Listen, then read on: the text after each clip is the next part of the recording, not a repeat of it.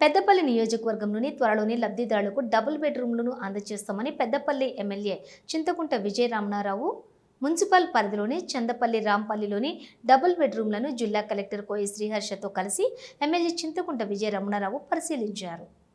Chandapalli రాంపల్లిలోని double బెడ్రూమ్లను జిల్లా collector కోయ శ్రీహర్షతో కలిసి MLA Chintakunta విజయ రమణారావు పరిశీలించారు. డబుల్ బెడ్రూమ్ల వద్ద మౌలిక వసతులైనటువంటి త్రాగునీరు, విద్యుత్ దీపాలు మరియు మురికి కాలువలను, తారు రోడ్లు పూర్తి చేయడం జరిగిందని చెప్పి ఇంకా మిగిలి ఉన్నటువంటి పనులను కూడా వచ్చే మొదటి వారంలోపు పూర్తి చేసి వచ్చే నెల 10వ తేదీలోపు మంత్రివర్యుల చేతుల మీదుగా లబ్ధిదారులకు డబుల్ బెడ్రూమ్లను అందించడం జరుగుతుందన్నారు.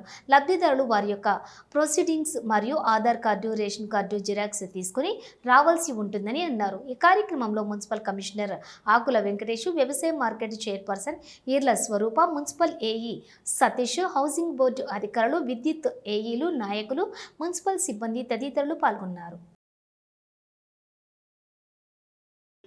రాంపల్లి మరి 2 ఏరియాలలో దాదాపు 468 డబుల్ బెడ్రూమ్ ఇళ్ళకి సంబంధించి మరి గతంలోనే వీళ్ళందరికీ కూడా అలాట్ చేయడం జరిగింది 6 నెలల కింద.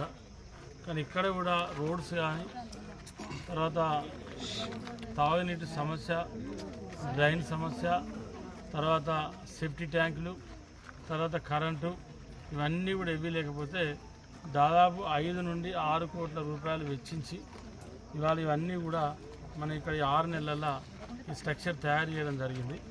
మరి రాబోయేటువంటి ఒక 2-3 రోజులలో మరి ఎవరిళ్ళకు వాళ్ళు పోయి మీరు కడుక్కొని శుభ్రం చేసుకుంటే మరి తెలంగాణ ఆవిర్భావ దినోత్సవం 2వ తారీఖు తర్వాత మరి అఫీషియల్గా 468 మందికి ఇట్లా డిపార్ట్మెంట్ ఎలక్ట్రిసిటీ కానీ, తర్వాత R&B గారు కానీ, తర్వాత సోషల్ వెల్ఫేర్ గారు కానీ అందరం కూడా మరి రావడం జరిగింది. అన్నీ అక్కడ ఇక్కడ మరి పనులను పరిశీలించడం జరిగింది.